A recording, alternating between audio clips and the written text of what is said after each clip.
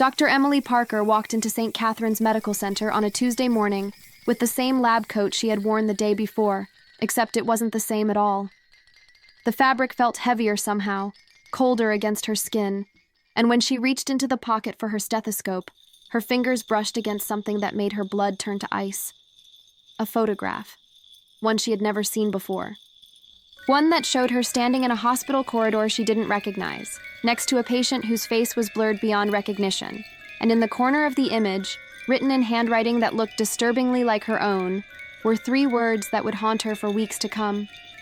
I'm still here. But what terrified Emily most wasn't the photograph itself. It was the date stamped on the back. 3 days from now. Emily had always been the rational one. During her residency at St. Catherine's, while other doctors whispered about the unexplained occurrences on the 7th floor, or the way certain rooms seemed to drain the warmth from anyone who entered them, she remained firmly grounded in science and logic. She had dedicated 7 years of her life to understanding the human body, to learning the precise mechanisms of life and death, and there was no room in that worldview for anything that couldn't be measured, tested, or explained. Her colleagues sometimes joked that she would need to see a ghost performing open heart surgery before she'd believe in anything beyond the physical realm, and Emily always laughed along with them, secure in her convictions. But that Tuesday morning, standing in the physician's locker room with that impossible photograph trembling in her hand, she felt the foundations of everything she believed beginning to crack. The previous day had been unremarkable in every way that mattered. Emily had completed her morning rounds, consulted on 3 post-operative cases, spent 2 hours in the clinic seeing outpatients with chronic conditions, and finished her shift by reviewing lab results and updating patient charts. She had worn her lab coat throughout the entire 16-hour shift, as she always did, the white fabric marked with the embroidered name tag her parents had given her when she matched into the residency program. When she finally made it home to her small apartment on the east side of the city, she had been so exhausted that she simply draped the coat over the back of her chair and collapsed into bed without bothering to change out of her scrubs. The coat had remained there all night, clearly visible from her bed, untouched and unmoved. She was certain of this because she had woken twice during the night, once at 2 a.m. and again at 5, and both times she had seen it exactly where she left it, the white fabric ghostly in the darkness but reassuringly ordinary. This morning, she had grabbed the coat without really looking at it, her mind already racing through the day ahead with its scheduled surgeries and patient consultations. It wasn't until she was standing in the locker room at St. Catherine's, preparing to begin her rounds, that she noticed something felt different.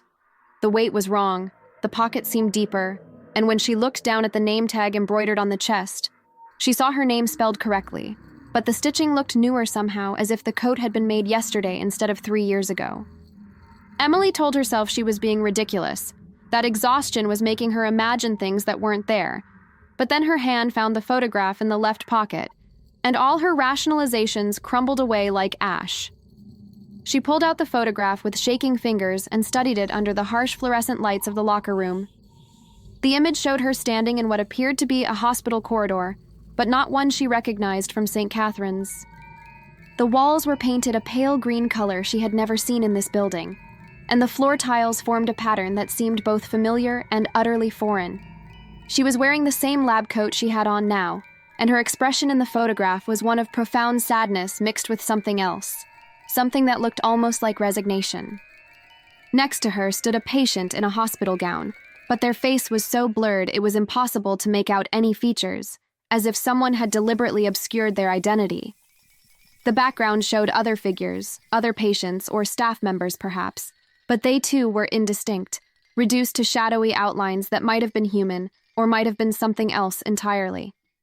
Emily turned the photograph over with trembling hands and saw the date written on the back in blue ink. Friday, November 3rd, 3 days from now. Below the date were those 3 haunting words in handwriting that sent chills racing down her spine because she recognized every loop and curve of the letters. I'm still here. This was her handwriting, unmistakably hers, with the distinctive way she crossed her T's and the slight backward slant to her eyes that had developed during years of rapid note-taking in medical school. But she had never written these words. She had never seen this photograph. And she certainly hadn't traveled 3 days into the future to document something she couldn't begin to understand. The logical part of her mind, the part that had been trained through years of medical education to seek rational explanations for everything, immediately began constructing theories. Someone was playing an elaborate prank. One of her fellow residents had somehow obtained or created this photograph as a joke, perhaps using digital manipulation to make it look authentic. But even as she formed these thoughts, she knew they didn't hold up under scrutiny. Who would go to such lengths for a prank? And how would they have placed the photograph in her coat pocket when the coat had been in her apartment all night, visible and undisturbed? She lived alone. Her apartment building had secure entry. There was no way anyone could have entered without her knowing.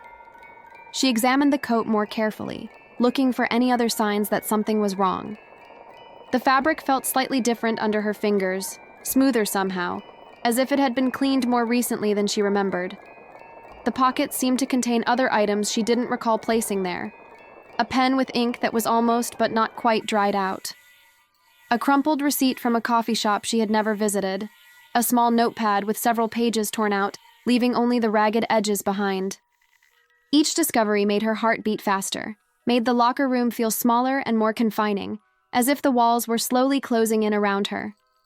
Dr. Marcus Chen, one of the senior residents, walked into the locker room and immediately noticed the expression on Emily's face. He had known her for 3 years, had worked countless shifts alongside her, and he had never seen her look so shaken. Marcus was known throughout the hospital for his calm demeanor and his willingness to listen, qualities that made him an exceptional doctor and a trusted friend. He approached her slowly, his dark eyes filled with concern, and when he spoke, his voice was gentle. "Emily, are you okay? You look like you've seen something that shouldn't exist." She wanted to show him the photograph, wanted to share the burden of this impossible thing she had discovered, but something held her back. Some instinct warned her that speaking about it would make it more real, would give it a power it didn't deserve. Instead, she forced a smile that felt brittle and false on her face, and shook her head. "I'm fine. Just didn't sleep well. You know how it is after a long shift." Marcus studied her face for a long moment, and she could see he didn't believe her, but he was too respectful to push. He nodded slowly and moved toward his own locker, though she noticed he kept glancing back at her with worried eyes. Emily carefully folded the photograph and tucked it deep into her pocket, then took a long breath and tried to steady herself. She had patients waiting, people who needed her skills and her attention.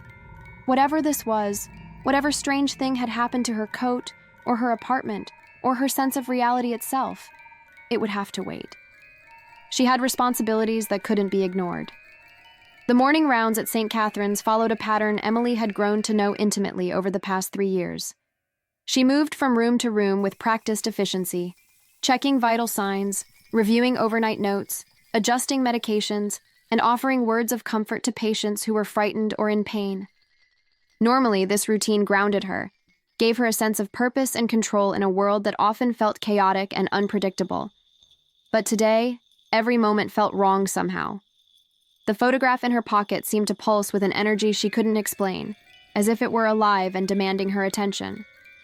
She found herself reaching for it compulsively, her fingers brushing against the glossy surface again and again, confirming it was still there, still real, still impossible. Her first patient of the morning was Mrs. Dorothy Harrison, an elderly woman recovering from gallbladder surgery who had been on the ward for 5 days. Dorothy had always been one of Emily's favorite patients, with her quick wit and her endless stories about her youth in rural Vermont. But when Emily walked into room 412, she found Dorothy sitting up in bed with an expression of deep concern, her weathered hands clutching the bed sheets as if they were the only thing anchoring her to reality. "Dr. Parker," Dorothy said, her voice trembling slightly, "I need to tell you something, and I need you to promise you won't think I've lost my mind." Emily approached the bed slowly, her professional mask firmly in place despite the unease churning in her stomach. She had heard variations of this request hundreds of times before, usually preceding confessions about medication, non-compliance, or undisclosed symptoms. She pulled up a chair and sat down, giving Dorothy her full attention. "You can tell me anything, Mrs. Harrison. That's what I'm here for." Dorothy's pale blue eyes searched Emily's face for a long moment before she spoke again. And when she did, her words came out in a rush, as if she had been holding them back for too long and could no longer contain them. Last night, around 3 in the morning, I woke up and saw someone standing at the foot of my bed. At first, I thought it was one of the nurses doing a check, but then I realized the figure was wearing a white coat like yours. I couldn't see their face clearly, because the room was dark, but I could tell they were just standing there watching me. I reached for the call button to turn on the lights, and when I looked again, they were gone. Just vanished. But here's the thing that's been bothering me all morning, Doctor. The person I saw, they were wearing a name tag, and even though I couldn't see most of their face, I could read that name tag clear as day. It had your name on it, Emily Parker. The room seemed to tilt slightly around Emily, and she gripped the arms of her chair to steady herself. She forced her voice to remain calm and professional, even as her mind raced with implications she didn't want to consider. Mrs. Harrison, you've been through major surgery. Sometimes the anesthesia and pain medications can cause vivid dreams or hallucinations. It's actually quite common and nothing to be worried about. But Dorothy was shaking her head before Emily finished speaking, her expression both stubborn and frightened. I know what dreams feel like, Doctor. This wasn't a dream. This was real. And there's something else. After the figure disappeared, I noticed something on the floor at the foot of my bed. A button. A white button, like the kind that would come from a lab coat. I picked it up and put it on my bedside table. It's still there. You can see it for yourself. Emily's gaze moved to the bedside table, and there, next to a plastic cup of water and a box of tissues, lay a small white button. She reached out with a hand that didn't feel like her own and picked it up, turning it over in her fingers. It looked exactly like the buttons on her lab coat, the same size and shape and color. Her eyes dropped to her own coat, scanning the row of buttons down the front, and her breath caught in her throat. The third button from the top was missing, leaving only a few loose threads where it had been attached. The evidence was right there in her hand, impossible to deny or explain away with rational thoughts about dreams or medication effects. Somehow, a button from her coat had ended up in Mrs. Harrison's room in the middle of the night, even though Emily had been home asleep in her apartment, even though her coat had been draped over her chair the entire time. She looked up at Dorothy and saw the fear in the older woman's eyes, the desperate need for reassurance that she wasn't losing her grip on reality. Emily wanted to provide that reassurance, wanted to say something that would make sense of all this, but the words wouldn't come. Instead, she carefully placed the button in her pocket, next to the impossible photograph, and managed a smile she hoped looked more convincing than it felt. I'll look into this, Mrs. Harrison. There has to be a logical explanation. Perhaps one of the night shift staff borrowed a coat from the locker room. Try not to worry. You need to focus on your recovery. She finished the rest of her examination quickly, noting Dorothy's vital signs and adjusting her pain medication, then moved on to the next patient on her rounds. But her mind remained fixated on the button and the photograph, and the growing sense that something fundamental in her understanding of the world had shifted. By the time she completed her morning rounds, she had accumulated 3 more strange details that she couldn't explain. A nurse mentioned seeing someone who looked like Emily in the medication room at 4 in the morning, even though Emily had been home. A security guard commented that he had reviewed the overnight footage from the 7th floor and saw what appeared to be Dr. Parker entering the restricted research wing, though the figure's movements were strange, almost dreamlike, and the timestamp showed this happening while Emily was definitely elsewhere. And most disturbing of all, one of her patients, a young man recovering from appendix surgery, asked her why she had come to his room at dawn, and stood silently by his bed for several minutes without saying anything or checking any of his equipment. You know, there's something I want to share with you right now, and I need you to really hear me. Not as a viewer, not as a number in a count, but as someone who's choosing to spend these moments with us, diving into stories that most people are too afraid to even acknowledge. These aren't just tales we're telling. These are glimpses into experiences that challenge everything we think we know about reality, about the spaces between life and death, about the thin places where the impossible becomes undeniable. If you're still here, still listening, it means something in you recognizes the truth in these stories. It means you're brave enough to look at the shadows instead of turning away, and I want you to know that I see you. I see the curiosity in your heart, the openness in your mind, and the courage it takes to sit with these uncomfortable truths. If these stories resonate with you, if they make you feel less alone in your own experiences or your own questions, then please consider becoming part of our community. Not because we need the numbers, but because these conversations matter. They matter because you matter. Every time you choose to engage, to leave a comment, to share your thoughts, you're affirming that these experiences deserve to be heard and respected. You're creating a space where others can come and know they won't be judged or dismissed. So if you feel that connection, if something in these stories speaks to the part of you that knows there's more to this world than what we can see and touch, then join us. Subscribe not just to a channel, but to a community that understands. Because in the end, we're all just trying to make sense of the inexplicable together. By the afternoon, Emily had made a decision that went against every instinct she had developed during her medical training. She was going to investigate this systematically, treating it like a diagnostic mystery, gathering evidence and testing hypotheses until she found an explanation that made sense. She started by reviewing the security footage from the previous night, requesting access from the hospital's security department under the pretense of investigating a potential medication discrepancy. The security chief, a retired police officer named Frank Morrison, granted her request without much questioning. He knew Emily's reputation as a thorough and conscientious doctor, and he had no reason to suspect her real motivations. She sat in the small security office, her eyes fixed on multiple screens showing various angles of the hospital's corridors and common areas. Frank had queued up the footage from the 7th floor, starting at midnight and running through 7 in the morning. For the first hour, nothing unusual appeared. The night shift nurses moved through their routines, checking on patients, dispensing medications, updating charts. The corridors remained mostly empty, lit by the dim emergency lighting that created long shadows and pools of darkness. But at 2:47 in the morning, something appeared on the screen that made Emily's heart nearly stop. A figure in a white lab coat walked into frame from the west corridor, moving toward the restricted research wing with purposeful strides. The person's face was angled away from the camera, but Emily could see enough to know with absolute certainty that she was looking at herself. The gait was hers, the height was exact, even the way the figure's right hand moved to brush hair away from the face was a gesture Emily performed unconsciously dozens of times each day. But this couldn't be her. She had been home. She had been asleep. She had witnesses who could confirm, or at least she thought she did, though now she found herself questioning even the most basic certainties about her own existence. The figure on the screen approached the door to the research wing and paused for a moment, as if considering something important. Then, instead of using a key card or entering a code, the figure simply pushed the door open and walked through. The door should have been locked. It was always locked.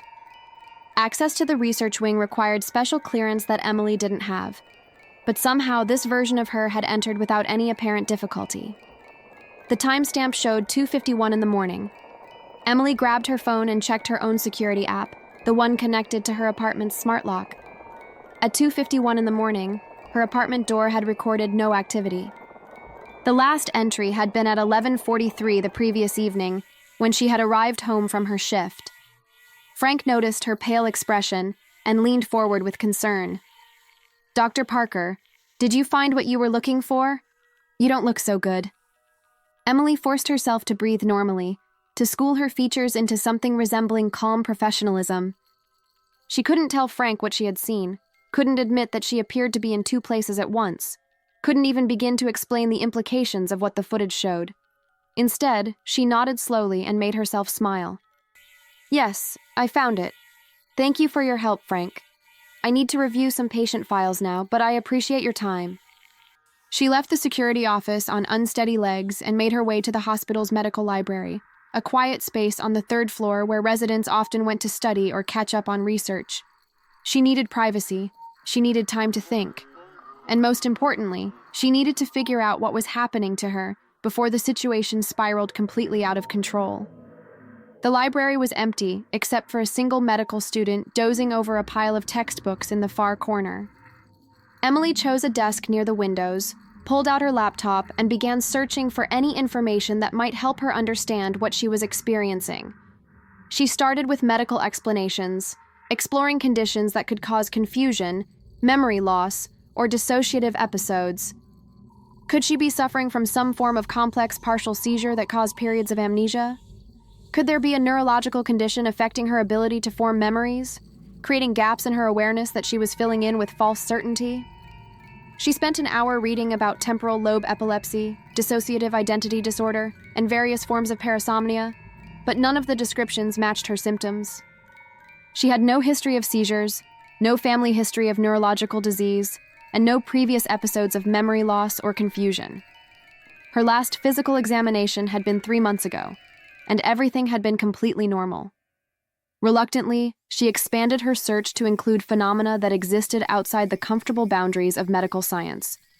She read accounts of bilocation, the claimed ability to be in 2 places at once, documented in various religious and mystical traditions. She found stories of doppelgangers, of people encountering doubles of themselves that seemed to exist independently. She discovered academic papers about time slips and temporal anomalies, written by researchers who operated on the fringes of accepted science. Each article, each account, each theoretical framework offered pieces of an explanation, but nothing came close to addressing the specific details of her situation. The photograph dated 3 days in the future. The button appearing in Mrs. Harrison's room. The security footage showing her entering restricted areas while she slept.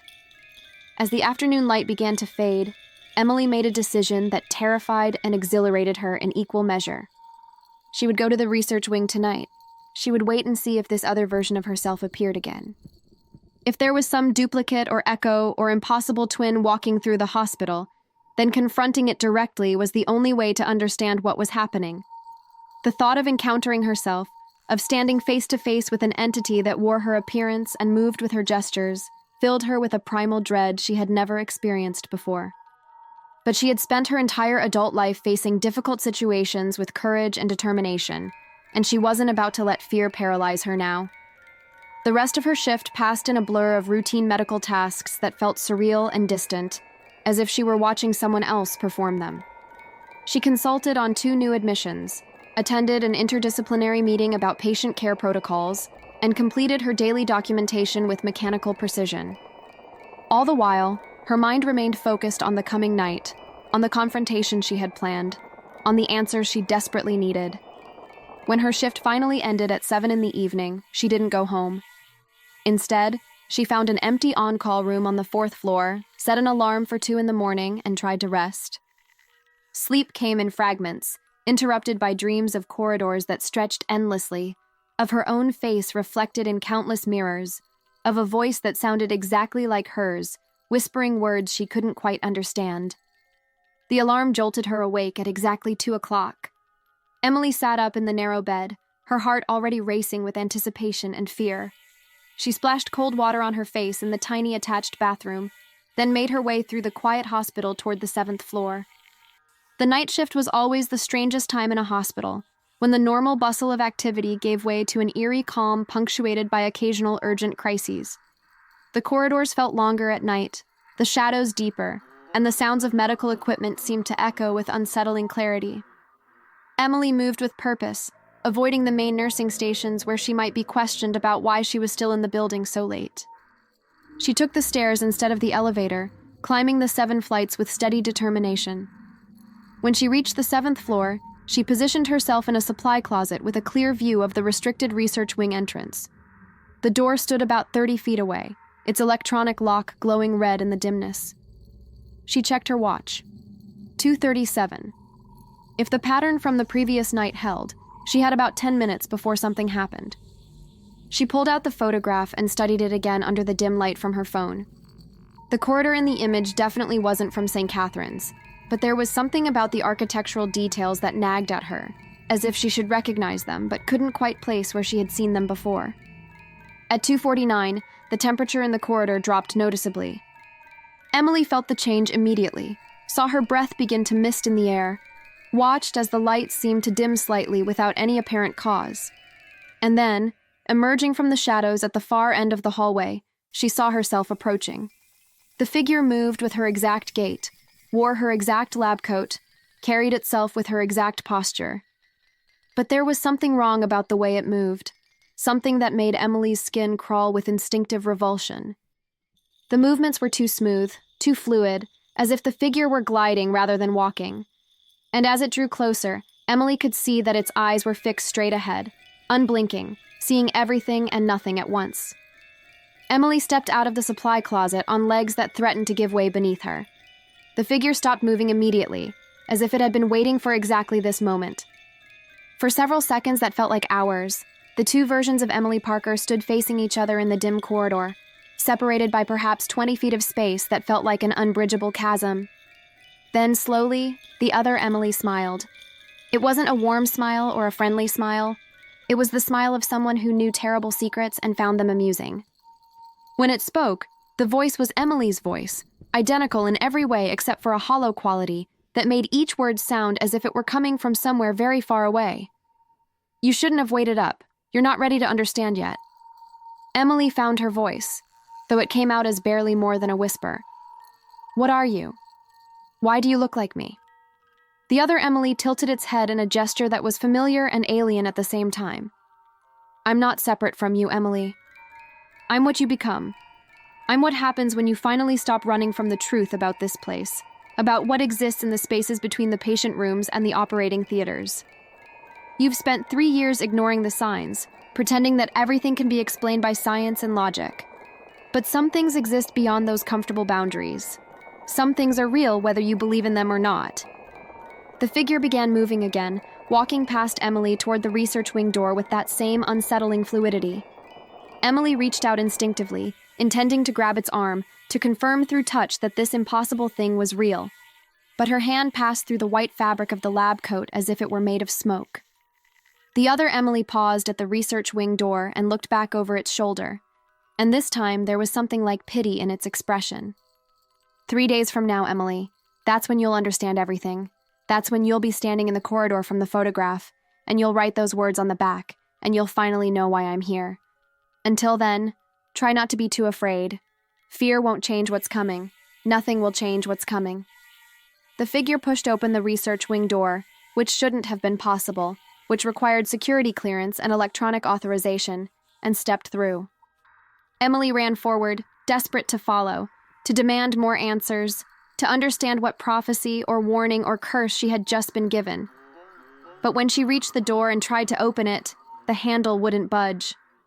The electronic lock glowed steadily red, denying her access, keeping her on the outside of whatever truth waited beyond. "Hey, I want to pause here for a moment because I know what some of you might be feeling right now. Maybe you're sitting there with chills running down your spine, or maybe you're remembering something from your own life that you've never quite been able to explain. These stories, they're not just entertainment. They're invitations to acknowledge the experiences that we're taught to dismiss, to give voice to the moments that changed us in ways we couldn't articulate. And I want you to know that your story matters too. Whatever you've experienced, whatever you've witnessed, whatever has happened to you in a hospital or any other place that exists between the ordinary and the extraordinary, it deserves to be heard. So please take a moment and share your own experience in the comments. Tell us about the moment that made you question everything you thought you knew. Tell us about the loved one who visited you after they were gone, or the presence you felt in an empty room, or the coincidence that was too perfect to be random. And if you have ideas for stories you'd like us to explore, themes that resonate with your own experiences, share those too. This isn't just my channel or my journey, it's ours, together. Every comment, every story, every shared moment of vulnerability makes this community stronger and more meaningful. So don't hold back. Your truth is safe here. Your experience is valid here. And I promise you, someone else who reads your words will feel less alone because you had the courage to speak. The next 2 days passed in a state of heightened awareness that bordered on paranoia. Emily found herself constantly looking over her shoulder, checking reflections in windows and mirrors, searching for any sign of her impossible double. She avoided the 7th floor when possible, taking longer routes through the hospital to complete her rounds and fulfill her responsibilities. She barely slept, afraid of what might happen if she let her guard down, if she closed her eyes and allowed some other version of herself to take control. Her colleagues noticed the change in her demeanor. Marcus Chen pulled her aside twice to ask if she was okay, if she needed to talk to someone, if the pressure of the residency was becoming too much. Each time, she reassured him with lies that felt necessary to maintain some semblance of normalcy. On Thursday evening, Emily received a message from the hospital's research department. Dr. Patricia Winters, the director of clinical research, Wanted to see her in her office first thing Friday morning. The message was polite but firm, offering no explanation for the meeting, no hint about what might be discussed. Emily's first thought was that somehow Dr. Winters had discovered her unauthorized presence near the research wing, that security footage had caught her confrontation with her double, that she was about to be questioned about things she couldn't begin to explain. She spent Thursday night in her apartment, pacing the small space, rehearsing explanations that sounded absurd even to her own ears. Friday morning arrived with overcast skies and a dampness in the air that seemed to seep into everything. Emily dressed carefully, choosing her most professional attire, as if the right clothes could somehow protect her from whatever was coming. She arrived at St. Catharines 30 minutes before her scheduled meeting, using the extra time to gather her courage and prepare her mind for difficult questions. At exactly 8 o'clock, she knocked on Dr. Winters' office door and heard a calm voice invite her to enter. Patricia Winters was a woman in her late 50s, with silver hair pulled back in a neat bun and intelligent eyes that seemed to see far more than most people revealed. She had been at St. Catharines for 20 years, overseeing research projects that pushed the boundaries of medical understanding, and she had a reputation for being both brilliant and unconventional in her thinking. She gestured for Emily to sit in one of the comfortable chairs facing her desk, then poured 2 cups of coffee from a carafe without asking if Emily wanted any. "Dr. Parker, thank you for coming. I imagine you're wondering why I asked to see you." Emily accepted the coffee with hands that were steadier than she expected, and nodded silently. Dr. Winters took a slow sip of her own coffee, her gaze never leaving Emily's face, as if she were studying a particularly interesting specimen under a microscope. "I've been reviewing the security footage from the past week, not because of any specific concern, but because I like to keep track of who enters and exits the research wing. It helps me maintain proper protocols and ensure our work remains secure. And I noticed something curious. You appear on the footage 3 times in the past 5 days, entering the research wing at odd hours, always in the middle of the night. Yet when I check the electronic access logs, there's no record of your keycard being used. No record of you requesting or receiving clearance. It's as if you simply walked through a locked door without any authorization whatsoever." Emily's throat went dry, and she set down her coffee cup before her shaking hands could betray her completely. She had no explanation that would make sense, no rational response that wouldn't make her sound either delusional or dishonest. But before she could attempt any kind of answer, Dr. Winters held up a hand to stop her. "Before you try to explain, I need to tell you something that I haven't shared with many people. Something that I think you need to hear right now, based on what I suspect you've been experiencing. 14 years ago, I had an encounter in this hospital that changed my entire understanding of reality. I was working late in my laboratory, conducting research on cellular regeneration, when I looked up and saw myself standing on the other side of the room. Not a reflection, not a trick of the light, an exact duplicate of me, wearing the same clothes, with the same expression, existing in the same moment. We stared at each other for perhaps 30 seconds, and then the other version of me spoke. She told me that I was approaching a critical choice point in my life, a moment where the path I chose would determine not just my future, but the futures of countless patients who would benefit or suffer based on my decisions. Then she simply faded away, like mist dispersing in sunlight. Emily felt tears pricking at her eyes, not from fear, but from the overwhelming relief of being believed, of encountering someone who understood what she was experiencing without judgment or skepticism. Dr. Winters continued speaking, her voice gentle but firm. "Since that night, I've made it my mission to understand these phenomena, not through the lens of skepticism or the desperate need to explain everything away, but by accepting that our current scientific frameworks are incomplete. I've documented dozens of cases of hospital staff and patients experiencing impossible things. Encounters with deceased loved ones, premonitions that came true, moments of bilocation or temporal displacement, and I've come to understand that hospitals, particularly old hospitals like St. Catharines, exist at a kind of threshold. We deal with life and death every day. We stand in the space between hope and despair, between healing and loss. And sometimes in places where those energies are so concentrated, the normal rules break down." She pulled out a folder from her desk drawer and placed it in front of Emily. Inside were photographs, incident reports, handwritten testimonies from staff members going back decades. Emily recognized some of the names. Doctors and nurses she had worked with, people she had considered entirely rational and grounded. Each document described experiences similar to her own, encounters with doubles. Premonitions that came true. Moments of being in two places at once. The research wing, Dr. Winters continued, is where we've been studying these phenomena more systematically, not with skepticism, but with openness. We use specialized equipment to measure electromagnetic fluctuations, to document temporal anomalies, to create a framework for understanding what exists beyond our current scientific paradigm. When your double appeared on our security footage, I knew you were experiencing something profound, and I wanted to help you understand it before it consumed you with fear. Emily found her voice at last, though it came out hoarse and uncertain. The photograph, the one dated 3 days from now.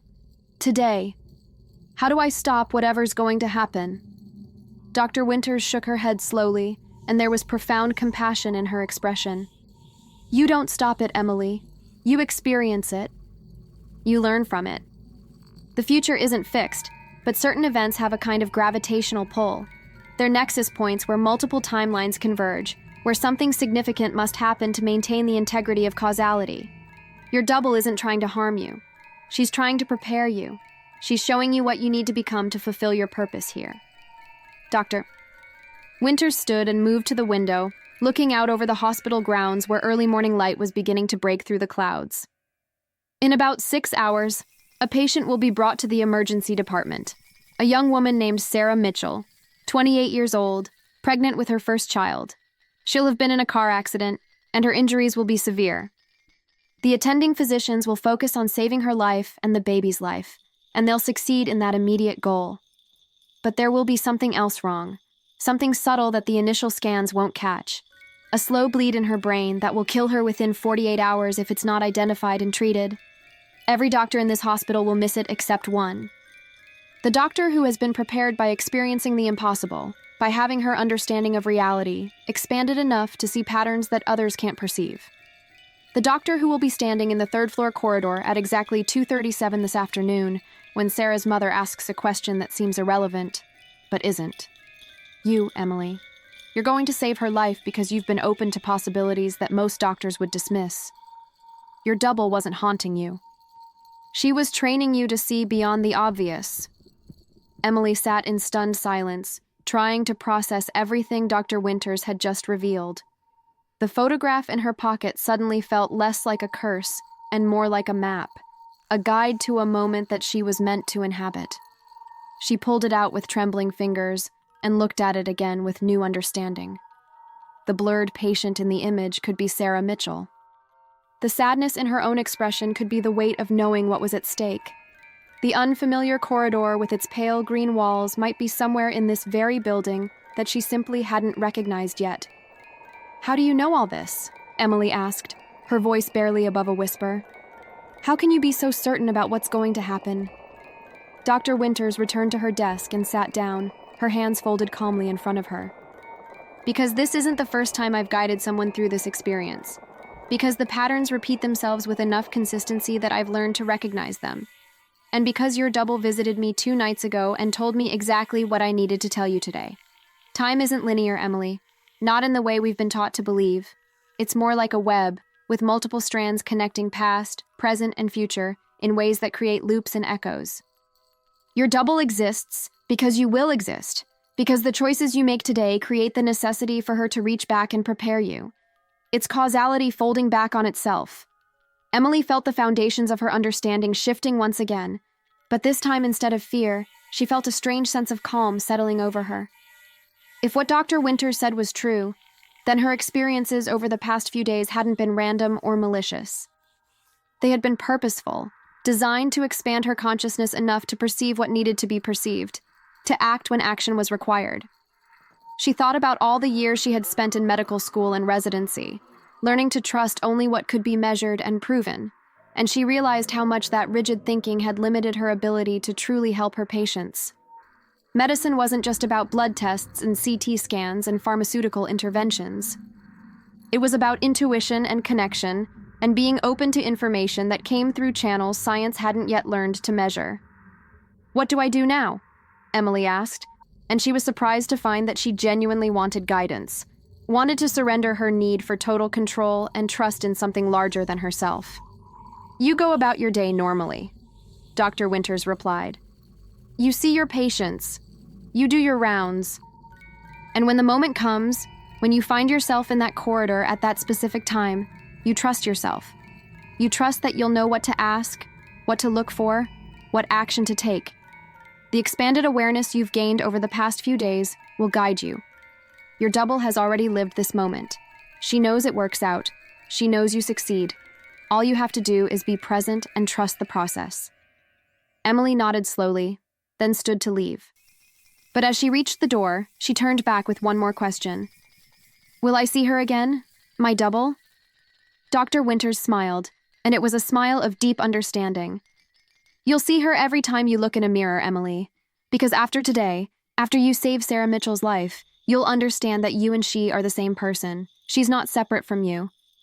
She's the version of you that exists with full knowledge of what you're capable of when you stop limiting yourself to only what seems rational and possible. She's your future self, yes, but she's also your present self, the one you've always had the potential to become." The morning passed with agonizing slowness. Emily completed her rounds with mechanical efficiency, her mind only partly focused on the routine medical tasks. She kept checking her watch, counting down the hours and minutes until 2:37 in the afternoon, when everything Dr. Winters had predicted would supposedly come to pass. Part of her still resisted, still wanted to dismiss this entire experience as some kind of elaborate delusion or stress-induced breakdown.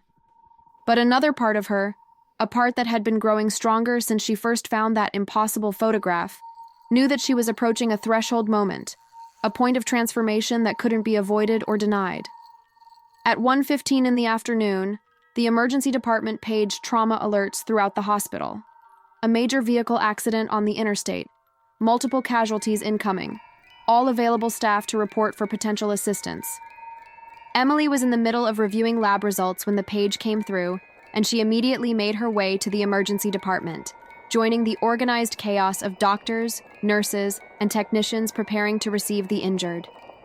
The ambulances began arriving 10 minutes later, bringing a steady stream of patients with varying degrees of injury. Emily assisted where she could, taking vital signs, starting IV lines, helping to stabilize patients before they were moved to surgery or admitted to the wards. And then, at exactly 1:43 in the afternoon, Sarah Mitchell arrived. Emily saw her wheeled in on a gurney, her pregnant belly visible beneath the trauma blankets, her face pale but conscious, her eyes wide with fear and pain. The attending trauma surgeon took charge immediately, barking orders to the team, calling for CT scans and blood work and consultation with obstetrics. Emily found herself drawn to Sarah's bedside even though she hadn't been assigned to this case, even though there were plenty of other doctors handling the situation. She took Sarah's hand and squeezed it gently, offering silent reassurance while the medical team worked around them. "My baby," Sarah whispered, her voice hoarse and desperate. "Please tell me my baby is okay." "The doctors are doing everything they can," Emily replied, keeping her voice calm and steady. "They're excellent at what they do. You're both going to be taken care of." Over the next hour, Emily watched as Sarah was stabilized, scanned, evaluated, and eventually admitted to the obstetrics ward with a diagnosis of minor placental abruption and several fractured ribs. The baby appeared to be fine. Sarah's vital signs were stable. The trauma team considered it a successful outcome and moved on to other patients who needed their attention. Emily returned to her regular duties, but she couldn't shake the feeling that something was incomplete, that there was a missing piece everyone was overlooking. At 2:20 in the afternoon, Emily found herself drawn to the third floor, following an impulse she didn't fully understand. She walked the corridors with no particular destination in mind, simply allowing her feet to carry her where they wanted to go. The hallways were quieter than usual, with most of the afternoon staff busy with their rounds or occupied in patient rooms. The light filtering through the windows had a golden quality, dust motes dancing in the beams like tiny stars. Emily turned a corner and found herself in a section of the building she rarely visited, where the walls were painted a pale green color that triggered a jolt of recognition. This was the corridor from the photograph.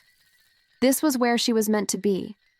At exactly 2:37 in the afternoon, a woman in her 60s appeared at the far end of the corridor, walking toward Emily with quick, anxious steps. Emily recognized her from the emergency department. This was Sarah Mitchell's mother, Margaret, who had arrived shortly after the ambulances to be with her daughter. Margaret's face was drawn with worry, and when she saw Emily, she hurried forward, as if she had been searching specifically for her. "Dr. Parker, thank goodness I found you. I know Sarah's being taken care of. I know the doctor said everything is going to be fine. But there's something that's been bothering me, and I can't get anyone to listen." Emily felt her awareness sharpen, felt every sense becoming more acute, as if she were suddenly perceiving multiple layers of reality simultaneously. This was the moment. This was why her double had appeared, why the photograph existed, why she had been prepared through days of impossible experiences. She gave Margaret her full attention. "I'm listening, Mrs. Mitchell. Tell me what's bothering you." Margaret twisted her hands together, clearly uncertain whether she should even voice her concern. "It's probably nothing, and I don't want to seem like an overprotective mother, but Sarah called me this morning before the accident. She said she had the worst headache of her life, that it came on suddenly while she was driving to work. She said it felt like something exploded in her head. I told her to pull over and call an ambulance, but she said it passed after a few minutes, said she felt better and was going to continue to work. Then an hour later, she had the accident. What if the headache and the accident are connected? What if something is wrong that the scans didn't show?" Emily's mind began racing, connecting pieces of information that suddenly formed a coherent and terrifying picture. Sudden severe headache described as something exploding. Brief loss of consciousness or awareness sufficient to cause a vehicle accident. Current stability that masked an underlying catastrophe waiting to unfold. She knew what this was. She had studied it in medical school, had seen case presentations, had read the grim statistics about mortality rates when diagnosis was delayed. Cerebral aneurysm rupture with initial stabilization, followed by catastrophic rebleed, if not treated immediately. "Mrs. Mitchell, thank you for telling me this. You may have just saved your daughter's life." Emily didn't wait for a response. She was already running toward the obstetrics ward, her mind calculating time frames and treatment protocols, her heart pounding with the urgency of what needed to happen in the next few minutes. She found Sarah's room and immediately began a focused neurological examination, looking for subtle signs that the initial trauma evaluation might have missed. Slight asymmetry in pupil response. Minimal confusion when asked to repeat a complex phrase, a complaint of neck stiffness that had been attributed to the accident but could indicate something far more serious. She paged the neurosurgery team stat, then personally walked Sarah's chart to the radiology department and insisted on an immediate CT angiogram, despite protests about protocol and proper channels. She stayed with Sarah through the scan, holding her hand, offering reassurance while silently praying that her intuition was right, that she wasn't overreacting, that the expanded awareness she had been given would prove accurate. When the images appeared on the screen, the radiologist's expression changed from mild annoyance at being rushed to grave concern. There it was, visible in stark detail now that they knew to look for it. A small aneurysm at the junction of the middle cerebral artery, with evidence of recent rupture and active bleeding. The next 6 hours became a blur of coordinated medical intervention. Emergency surgery to clip the aneurysm before it could rupture again catastrophically. Careful monitoring of both Sarah and her unborn baby throughout the procedure. The delicate balance between saving a life and protecting the new life growing within. Emily assisted in the surgery, her hands steady, her mind clear, her awareness expanded enough to anticipate needs before they were voiced. And when Sarah was finally wheeled into recovery, stable and expected to make a full recovery, Emily felt something shift inside her, some fundamental change in how she understood her role as a healer. She walked back to that pale green corridor on the 3rd floor, the one from the photograph, and she wasn't surprised to find someone waiting for her there. Her double stood near the windows, bathed in the golden afternoon light, and for the first time, Emily looked at her without fear. She approached slowly, and when they were standing face to face, she saw that her double was smiling with genuine warmth and pride. "You did it," the other Emily said softly. "You trusted yourself. You listened to the information that came through channels your training taught you to ignore. You saved her." Emily nodded, feeling tears sliding down her cheeks, though she couldn't say if they were tears of exhaustion or relief or something deeper, something like gratitude for the impossible journey she had been taken on. "Are you really me? From the future?" The double's smile widened slightly. "I'm you from all times, Emily. Past, present, future, all existing simultaneously. I'm the you that remembers this moment and the you that's living it and the you that will look back on it years from now and understand its significance. Time isn't a line, it's a sphere, and we exist at every point on its surface at once. You're starting to perceive that now. You're starting to understand what you're truly capable of." Emily pulled out the photograph from her pocket and looked at it one more time. The image now made perfect sense. This corridor, this moment, this feeling of profound significance. She pulled a pen from her lab coat and turned the photograph over, then carefully wrote 3 words on the back in her own handwriting. "I'm still here." Not as a message of haunting or warning, but as an affirmation of presence, of consciousness extending beyond the normal boundaries of time and space. "What happens now?" she asked, but when she looked up, her double was gone. She was alone in the corridor, holding a photograph of herself that would somehow make its way back to Tuesday morning, back to the beginning of this strange loop of causality and consciousness. She didn't understand the mechanism, didn't need to understand it. Some things existed beyond explanation, and that was okay. That was beautiful even. In the days that followed, Emily Parker discovered that her experience had fundamentally altered how she practiced medicine. She found herself noticing things she would have previously dismissed, the subtle changes in a patient's energy that preceded measurable clinical decline, the patterns in seemingly random symptoms that pointed to diagnoses others missed, the way certain patients seemed to know things about their own conditions that they couldn't possibly know through conventional means, and learning to trust those intuitions rather than dismissing them as anxiety or confusion. Her diagnostic accuracy improved dramatically, and her colleagues began to notice.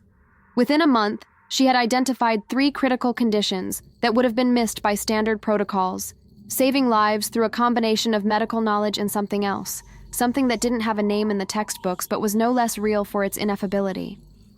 Marcus Chen pulled her aside one evening after a particularly long shift, his expression a mixture of curiosity and concern. "Emily, something's changed with you. You're different somehow. More present, more aware. I can't quite put my finger on it, but it's like you're operating on a different level than the rest of us. What happened?" Emily considered telling him everything, sharing the full story of her encounter with her double and the journey into expanded consciousness that had followed. But she knew that some experiences couldn't be adequately conveyed through words, that they had to be lived and felt and integrated personally. Instead, she smiled and put a hand on his shoulder. "I just learned to trust myself more," she said simply. "To listen to all the information available, not just what appears in lab results and imaging studies. We're taught in medical school to rely only on objective data, but humans are more than just biological machines. Sometimes the most important information comes through channels we haven't learned to measure yet." Marcus nodded thoughtfully, and Emily could see he understood more than her words explicitly stated. He was a good doctor, intuitive and compassionate, and she suspected he had his own experiences with the inexplicable, his own moments when the normal rules seemed to bend or break. They stood together in comfortable silence for a moment, 2 healers trying their best to serve their patients, while navigating a profession that demanded both scientific rigor and human connection, both clinical detachment and deep empathy. Sarah Mitchell made a full recovery, as did her baby. Emily visited them several times during their extended hospital stay, watching as Sarah grew stronger each day, as the color returned to her face and the light returned to her eyes. On the day of their discharge, Sarah's mother, Margaret, pulled Emily aside with tears streaming down her face. "You saved both of them. The other doctors told me that if you hadn't insisted on that scan, if you hadn't trusted my concern about the headache, Sarah would have had another bleed within 24 hours. Fatal, they said. You listened when no one else would. How can I ever thank you for that?" Emily embraced the older woman, feeling the depth of her gratitude and relief, understanding that she had been part of something larger than herself, something that connected her double and Dr. Winters and the strange architecture of time itself into a web of causality designed to preserve life when it could be preserved. You already thanked me by trusting your intuition enough to find me and share what you knew, Emily replied softly. We saved her together, Mrs. Mitchell. Never doubt that a mother's knowledge of her child is a form of wisdom that medicine needs to respect. Dr. Patricia Winters called Emily to her office one more time, about 2 weeks after the incident with Sarah Mitchell. This time there was no tension in the invitation, no sense of being called to account for strange behavior. Emily entered the familiar space and found Dr. Winters pouring coffee again, the same ritual as before, but with an entirely different emotional tone. I wanted to check in with you, Dr. Winters said as they settled into their chairs, to see how you're integrating the experience, how you're managing the expanded awareness you've gained. Emily took a sip of her coffee and considered the question carefully. It's been challenging, but also incredibly rewarding. I feel like I'm finally practicing medicine the way it was meant to be practiced, with the whole person in view, not just their measurable symptoms. But I also feel isolated sometimes, knowing things I can't fully explain to my colleagues, seeing patterns they don't see. It can be lonely. Dr. Winters nodded with understanding. That loneliness is something everyone who goes through this experience feels initially. But I want you to know you're not alone. There's a community of us, doctors and nurses and other healthcare workers throughout this hospital and others, who have had similar experiences, who operate with expanded awareness. We meet informally, share our observations, support each other in navigating the tension between what we know and what we can prove. I'd like to invite you to join us, if you're interested. Emily felt a weight she hadn't known she was carrying lift from her shoulders.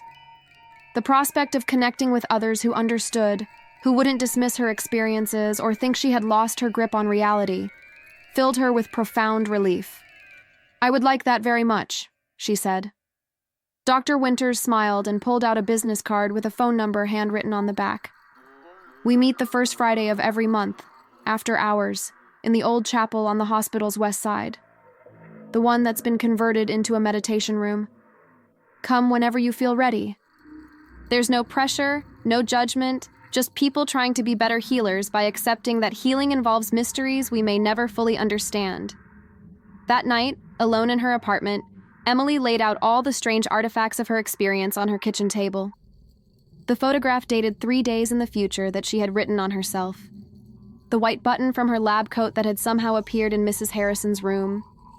The notes she had taken during her research into bilocation and temporal anomalies.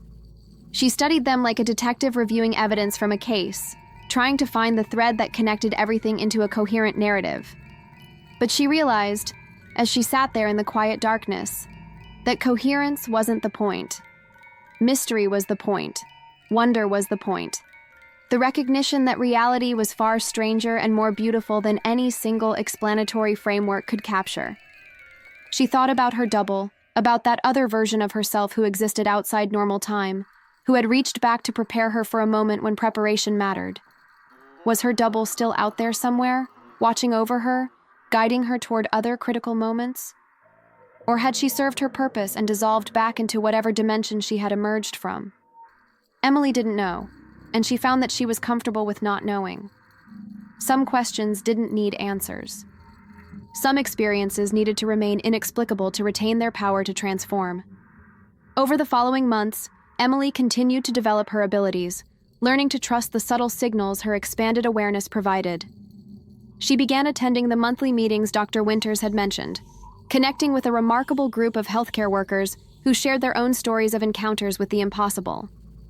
A nurse who could sense when patients were about to take a critical turn, who would position herself near their rooms minutes before alarms began sounding. A respiratory therapist who had conversations with patients' deceased loved ones in empty hallways, receiving information that helped with treatment decisions. A surgeon who occasionally felt guided hands assisting during complex procedures, hands that belonged to no living person, but seemed to know exactly where to cut and where to preserve. These were good people, dedicated professionals who hadn't abandoned science but had learned to expand their definition of what science could encompass. They worked within the conventional medical system while privately acknowledging that the system's current frameworks were incomplete, that healing involved dimensions of consciousness and connection that couldn't be reduced to biochemistry and anatomy. Emily found herself at home among them in a way she had never felt at home before, and she understood that her experience with her double had been an initiation into a larger community of awakened healers. She never saw her double again, at least not in the way she had seen her that night in the corridor. But sometimes, when she looked in mirrors, she thought she caught glimpses of something more than her physical reflection. A depth in her eyes that suggested vast experiences beyond her conscious memory. A presence that extended before and after her current moment in time. A connection to all the versions of herself that existed simultaneously across the strange topology of consciousness and causality. And in those moments, she would smile, remembering the journey she had taken, the fear she had faced, the transformation she had undergone. Sarah Mitchell sent her a birth announcement 6 months later, a healthy baby girl named Emma, with Sarah's eyes and her father's smile. Enclosed with the announcement was a handwritten note that made Emily cry when she read it. "Thank you for saving us both. Thank you for listening when it mattered most. Emma will grow up knowing that she's alive because one doctor was brave enough to trust what couldn't be proven. You're her guardian angel, whether you believe in angels or not." Emily kept the note in her lab coat pocket, right where the impossible photograph had been. A reminder of why she had chosen medicine in the first place. Why she endured the exhausting hours and emotional strain and constant weight of responsibility. Because sometimes, when everything aligned correctly, when training met intuition and science met mystery and courage met necessity, doctors could perform genuine miracles. Not the flashy miracles of religious texts, but the quiet miracles of listening and perceiving and acting on information that came through unconventional channels.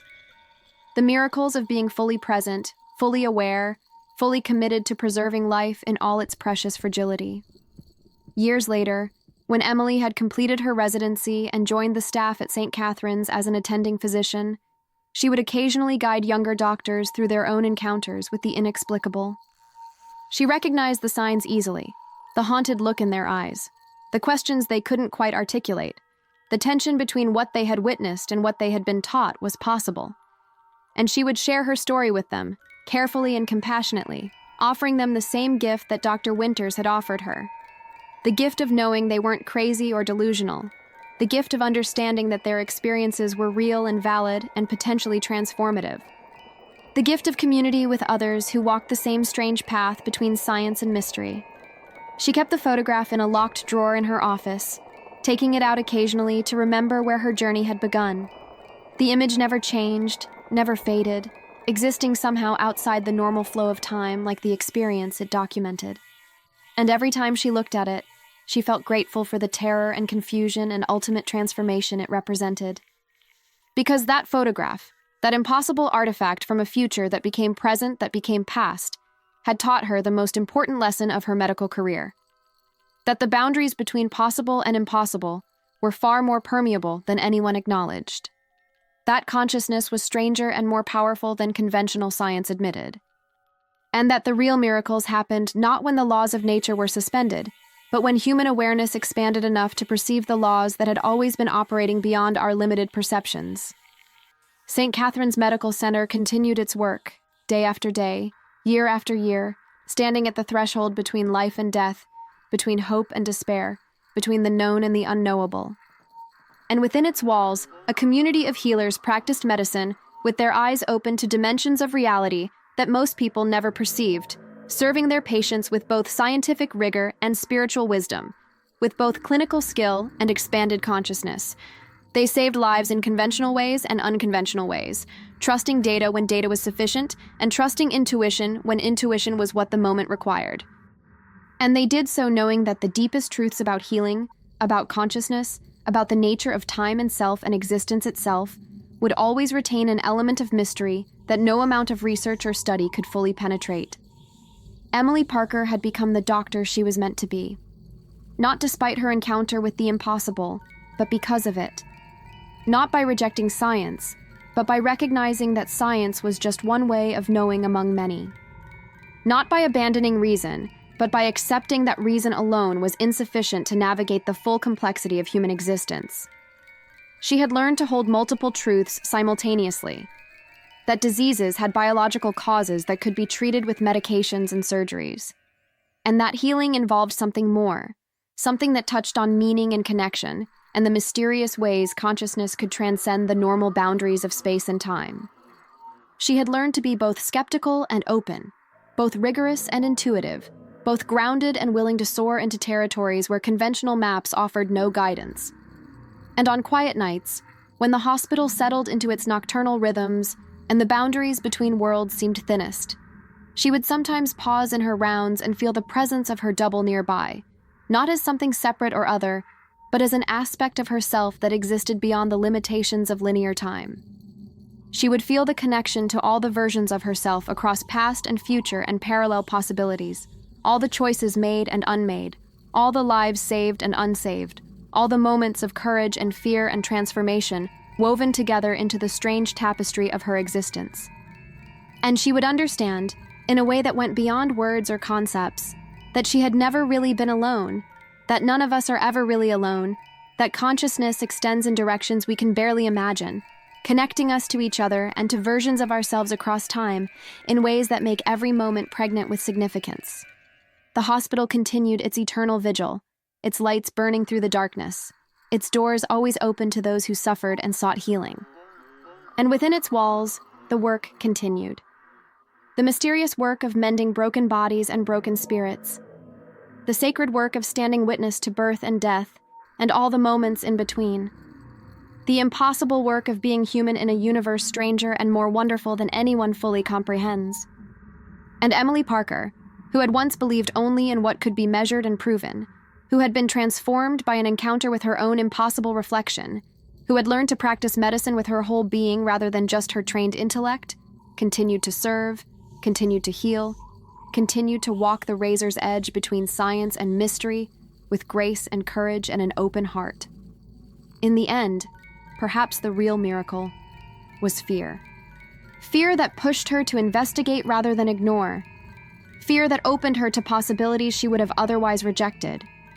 Fear that transformed into courage, into wisdom, into a deeper understanding of what it meant to be a healer in a world where the impossible happened every day to those brave enough to acknowledge it. The fear that became the doorway to everything she was meant to become.